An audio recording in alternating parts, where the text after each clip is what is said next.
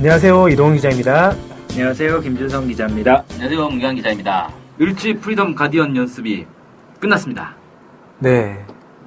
끝났는데 이 기간에 상당한 일들이 있었어요. 사실 북에서 SLBM을 또 발사를 해가지고 성공했다. 북에서 이렇게 발표했고 사실 이제 다른 나라에서도 거의 성공으로 인정을 하더라고요. 한국도 사실상 성공으로 이렇게 인정을 하고 있고. 연합뉴스도 뭐 고각 발사를 언급하면서 제대로 쐈으면 2,000km 날아갈 수 있을 거다. 연료 채워서 쐈으면 2,000km 날아갔을 거다. 뭐 이렇게도 얘기를 하더라고요. 네, 그렇게 이제 이런 일도 있었고 또 하나가 이 을지훈련 관련해서 북한이 안보리에 이 회의 소집을 또 요구를 한 게 있어요. 물론 안 됐죠. 네, 북한이 안보리 회의 소집을 요구를 했는데 안보리에서 이걸 안 받았어요. 안 받긴 했는데 어쨌든 북에서 왜 이런 안보리 소집을 요구를 했는가 이런 걸 좀 알아보는 것도 필요할 것 같아서 오늘 북한의 안보리 회의 소집에 대한 얘기를 나눠보도록 하겠습니다. 네. 북한이 이제 안보리 회의 소집 요구를 가끔 해요. 가끔? 네, 자주 합니다. 가끔이 아니라 자주니까? 자주 합니다. 주로 이제 3월, 8월에는 거의 연례적으로 하는데. 훈련 있을 때마다? 네. 그리고 올해 3월에도 했습니다. 올해 3월에 이제 키리졸브 독수리 현미군사 연습 훈련할 때, 그때 당시에도 이제 북한이 안보리 긴급회의 소집을 요구를 했죠. 네. 하지만 이제 미국이 당연히 거부해서 열리지 않았었습니다. 상임 이사국이 거부하면 무조건 안 되는 거 아닙니까, 이게? 네. 이제 그때 당시 의장국에 뭐 요구를 하더라도 뭐 이게 안 됐습니다. 네. 안 되는 주로 이제 구조기 때문에 유엔 안보리가. 네. 아무튼 이제 안보리 회의 소집을 요구하면서 이제 부당함을 알리는 뭐 그런 차원이겠죠. 네. 그래서 이제 북한 이제 자성남 유엔 대사가 23일날 이제 UFG 훈련 바로 앞두고 이제 요구를 했었습니다. 그래서 한반도가 전쟁 직전에 놓여 있다. 이렇게 하면서 이제 유엔 안보리 이사회 긴급 소집을 이제 요구를 했어요. 그래서 그때 당시에 이제 미국 유엔 본부에서 을지훈련에 대해서 한반도 정세가 지금 이제 을지훈련 당시에 전략 폭격기 배치, 사드 도입 결정 등으로 전례 없이 불안해졌다. 그러면서 공격적인 한미연합 군사훈련이 전면 중단되지 않는 한 한반도 및 이 지역의 평화 안보 긴장 완화는 생각할 수 없다. 뭐 이렇게 이제 주장하면서 이 말레이시아가 이제 의장국이었거든요. 네. 그래서 이제 말레이시아 대사 앞으로 서한을 보냈었습니다. 네. 그래서 이제 그때 당시에 실제로 이제 전략 폭격기가 원래는 이제 B-52기만 왔었었는데 그 두 가지가 더 왔잖아요. 네. B1B하고 B2 이렇게 왔죠. 그래서 이제 그거는 이제 상당히 더 위협적인 그런 폭격기 배치라서 이제 북이 더 이런 반응을 했었던 것 같고, 그리고 이제 그 이후에도 이제 외무성 담화도 발표하고 외무성 성명도 이제 쭉 발표를 했었습니다. 네, 그래서 이제 외무성 담화가 22일 날 나왔었는데요. 이번에 이제 UFG 훈련을 북에 대해 핵 선제 공격을 노린 엄중한 군사적 도발이며 지역의 평화 안정에 대한 도전이다. 뭐 이렇게 이제 비판을 했었습니다. 네. 그리고 이제 이때 당시 이제 대변인이 주장했던 게 상당히 흥미로웠었어요. 뭐였냐면 이제 이 미국이 최근에 이제 이 을지훈련을 앞두고 군사적 긴장을 조성하는 이유를 지난해 8월 사태 같은 최극단 정세를 조성해서 한국에 더 많은 전략 자산을 끌어들이고 한미일 삼각 군사 동맹을 합리화시키려고 이제 하는 거다 이렇게 주장을 했었습니다. 그래서 이제 지난해 8월 사태 혹시 기억나세요? 그 지뢰 사건 아닙니까? 예, 김우정기의 지뢰 사건. 지뢰 사건이 이제 뭐 터졌었고 원인은 아직도 안 밝혀졌죠. 네. 지뢰가 있었으니까 터졌을 겁니다. 네, 아무튼 지뢰 사건이 있었고 그래서 이제 확성기를 틀었잖아요. 확성기 트니까 이제 48시간에 안 하면 이제 쏴버리겠다. 그래서 경고를 했고 결국 이제 뭐 북의 준전시 상태 선포하고 그래서 이제 그때 당시에 8.25 합의가 나왔었죠. 네. 아무튼 그게 이제 지난해 8월 사태인데 이제 이런 정세를 조성을 해서 한국에 더 많은 전략 자산을 끌어들인다. 지금 이제 전략 자산 하나 끌어들여졌잖아요. 사드. 네. 아직 오진 않았죠. 온다고 하고 있죠. 더 많은 전략 자산을 끌어들이기 위한 이런 조치다. 뭐 이렇게 이제 북한에서 주장을 하더라고요. 네. 일부러 긴장을 고조시켜서 이제 무기를 더 많이 팔아먹으려고 도입하려는 거다. 네. 이렇게 이제 외무성이 좀 분석을 했었습니다. 그러면서 이제 이런 이제 침략적인 전쟁 연습을 비롯한 대북 적대시 책동과 핵 위협 요소들을 이제 우리 군대와 인민의 단호하고 무자비한 대응을 면치 못할 거다. 이렇게 이제 경고를 하면서 마무리했었습니다.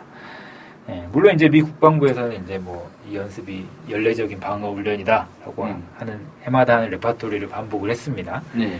네, 그래서 이제 요런 이제 을지훈련 과정에서의 상당히 물론 이제 작년처럼 물리적으로 드러난 막 이제 북한의 대응이 있지는 않았지만 대응 있었죠. 미사일 쐈잖아요. SLBM 말고 쐈죠. SLBM 말고 근데 이게 보도가 안 된 거일 수 있어요. 맞아요. 있었는데 보도가 안 됐을 우리 수도 눈에는 안 있어요. 보였겠죠. 우리가 뭐 알 수가 없죠.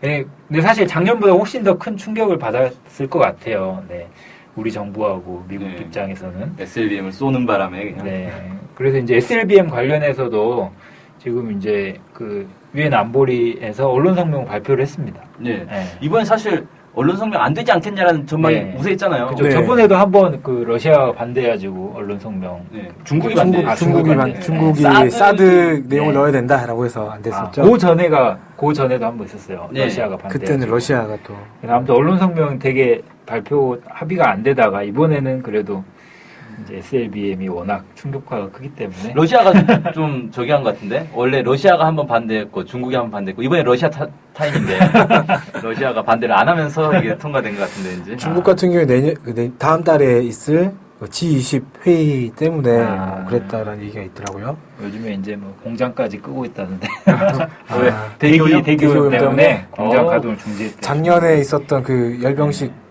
때랑 비슷하네요. 그래서 요즘 우리나라 날씨가 좋대요.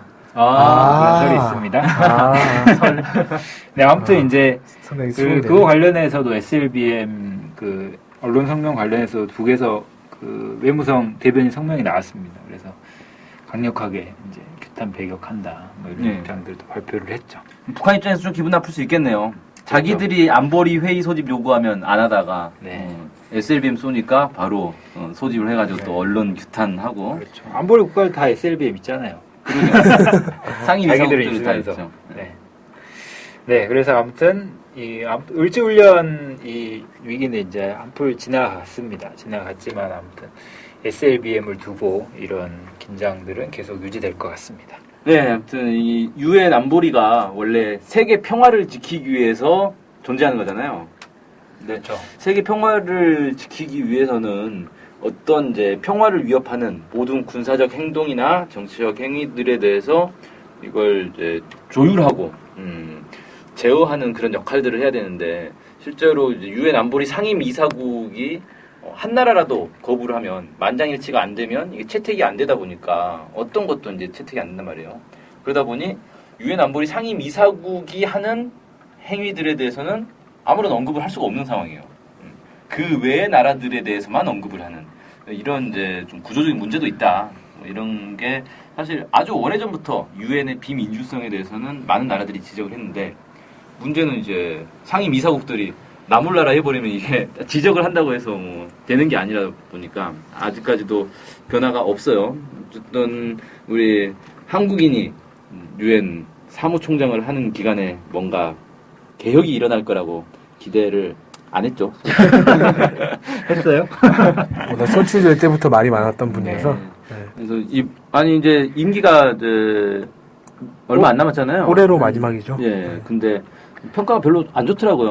유엔 개혁을 해야 되는데 별로 개혁된 게 없다. 오히려 뭐 더 후퇴했다. 뭐 이런 지적들도 막 나오고 있어가지고 사실 뭐 국위 선양하러 갔다가 국격을 떨어뜨린 거 아니냐 뭐 이런 비판들도 있는데 또 유엔이 좀 더 민주적이고 실질적으로 세계 평화를 지킬 수 있는 그런 구조가 좀 돼야 되지 않겠냐 이런 생각도 좀 듭니다. 네, 네, 오늘 방송은 여기서 마치겠습니다. 감사합니다. 감사합니다.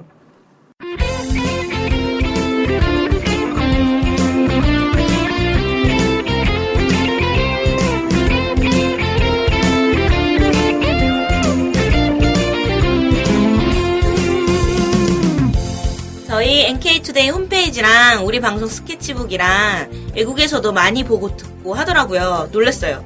네, 해외 동포들께서도 통일에 관심이 많으시거든요. 네, 그래서 혹시나 해외 동포분들이 우리 NK투데이를 후원하고 싶을 것 같은데 뭐 혼자만의 생각인가요? 네, 방법이 없을까요? 그래서 준비했습니다. 요즘은 페이팔로 손쉽게 외국에 돈을 보낼 수 있습니다. 아, 페이팔. 그런 게 있습니까? 어떻게 하면 되는 거죠? 네, NK투데이 홈페이지에 오시면 배너가 있습니다. 아니면 페이팔 홈페이지에서 저희 이메일 주소 nktoday21@gmail.com으로 보내시면 됩니다. 와, 이렇게 간단하고 좋은 방법이 있군요. 하여튼 해외 동포 여러분들의 많은 후원 부탁드립니다.